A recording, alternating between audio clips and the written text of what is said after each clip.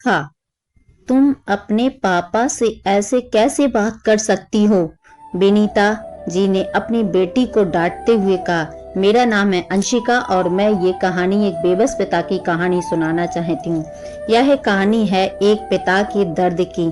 पैसों से लाचार, गरीबी की मार, बेटा बेटी से परेशान, पैसे से लाचार तो थे पिता, लेकिन बच्चों ने उन्हें ज्यादा लाचार कर दिया था। विशाखा अभी भी अपने पापा रतनलाल जी पर चिल्ला रही थी। आपको तो बस अपने पैसों की पड़ी रहती, ये नहीं बच्चों की क्या जरूरत है? मेरी सारी फ्रेंड लग्जरी लाइफ जी रही हैं और बस ही रट लगाए हैं शादी की पैसा इकट्ठा करना है। विनीता जी ने कहा, बस करो विशाखा, तुम्हारे सारे शौक तो हम पूरे कर नहीं सकते, अपनी हैसियत भी देखनी चाहिए। तुम्हारे पापा की नौकरी से जो कुछ बचता है उसमें तुम्हें हर महीने पॉकेट मनी मिल जाती है। Pocket money? वाह मम्मी जी, उसे आप पॉकेट मनी कहती हो? हर महीने 1000 रुपए, इतने तो मेरे एक दिन में खर्च हो जाते हैं। मुझे नहीं पता, मुझे इस महीने कम से कम 5000 रुपए चाहिए, विशाखा ने लगभग चिल्लाते हुए कहा।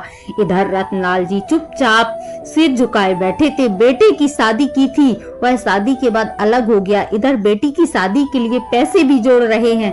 अब बेटी को भी पूरा ऐसो आराम चाहिए। 55 साल की उम्र में एक प्राइवेट नौकरी है, उसका भी कोई भरोसा नहीं है। ना जाने आगे खर्च कैसे चलेगा। यही सब सोचकर उनकी आंखें नम से हो चली थी। विनीता, इसे 5000 रुपए दे दो, इसे महीने हम किसी तरह चला लेंगे। बेटी के तानों से परेशान रतनलाल जी ने विनीता की ओर देखकर कहा, आप इसकी आदत बिगाड़ रहे हैं। कभी आपने अपने ऊपर 5000 खर्च किए हैं?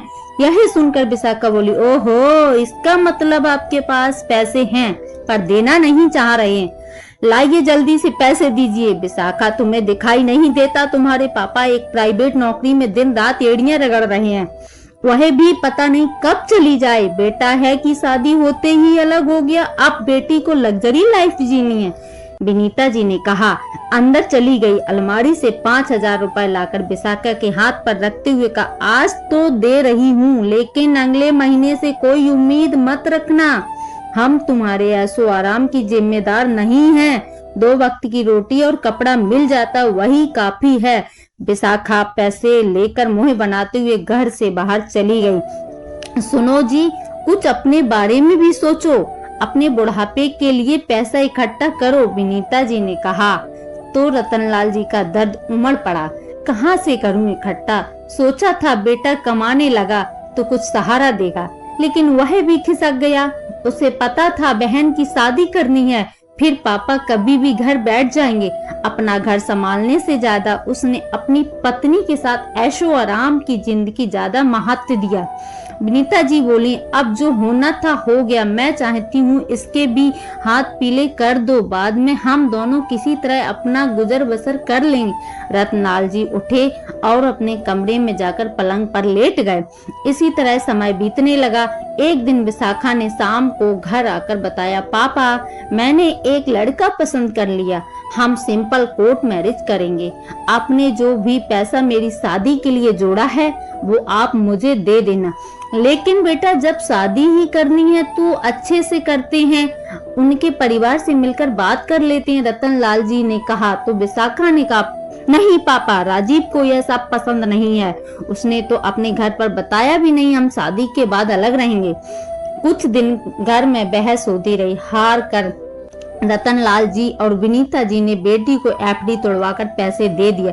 कोर्ट मैरिज के लिए विशाखा सुबह निकली तो विनीता जी ने कहा, हम भी चलें क्या साथ? नहीं मम्मी, दोनों होंगे और गवाह के लिए 2 दोस्तों को बुलाया है, शादी करके मैं उसके साथ लेकर आ जाऊंगी आपसे मिलने, विशाखा ने टालते हुए कहा।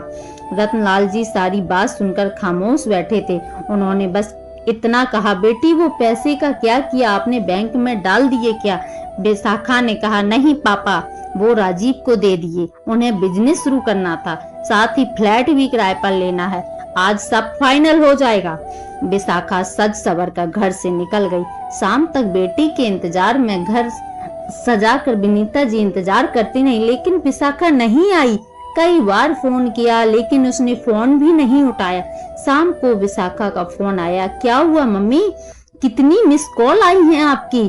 विनीता जी ने कहा, वो बेटी बस यही जानना चाहती थी तुम लोग कितनी देर में आ रहे हो। नहीं मम्मी, हम नहीं आ रहे, राजीव ने मना किया है। उसने कहा, जब मैंने अपने घर वालों को छोड़ दिया तो तुम छोड़ दो। वैसे भी आपके पास अब बचा ही क्या है, दोनों को देने के मेरे पास मैंने ले लिया, अब मुझे भूल ही जाओ। विशाखा का जवाब सुनकर विनीता जी का दिल धक से बैठ गया। हुआ सोफे पर बैठ गई।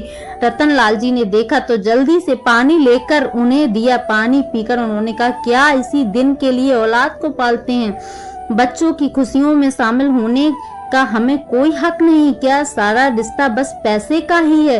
रतनलाल जी पूछने पर उन्होंने सारी बात बता दी। आज उनकी बेटी की शादी थी, जिसके लिए रतनलाल जी ने पूरा जीवन एक एक पैसा जोड़ा था। आज बेटी का जवाब सुनकर दोनों गम में डूब गए।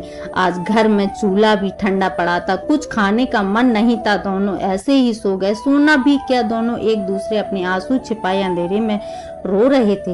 एक सप्ताह ऐसे ही बीत गया। एक दिन उनका बेटा रवि घर आया। बोला, आप लोगों ने विशाखा की शादी कर ली, मुझे बताया भी नहीं।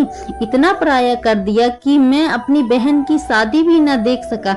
वाह बेटा, बड़ी जल्दी याद आ गई बहन की शादी की। वैसे हम ही शादी में शामिल नहीं हुए तो तुझे क्या बताते? विनीता जी ने सारी बात बता दी। रवि ने तुरंत विशाखा को फोन मिलाया। दूसरी ओर से किसी के रोने की आवाज आई। भाई, मैं बहुत मुश्किल में हूँ। राजीव मुझे धोखा देकर सारे पैसे लेकर भाग गया। मम्मी पापा को बताने की हिम्मत नहीं थी। मुझे आकर ले जा, मेरे पास पैसा किराए के लिए भी पैसे नहीं। हम हनीमून के लिए शिमला आए थे, होटल वालों की पेमेंट करनी है। रवि ने सारी बात अपने मम्मी पापा को बताई। पैसे का इंतजाम करने जाने लगा। रतनलाल जी ने कहा, रुक बेटा, पैसे मेरे पास, चल हम साथ चलते हैं, पता है तेरे पास।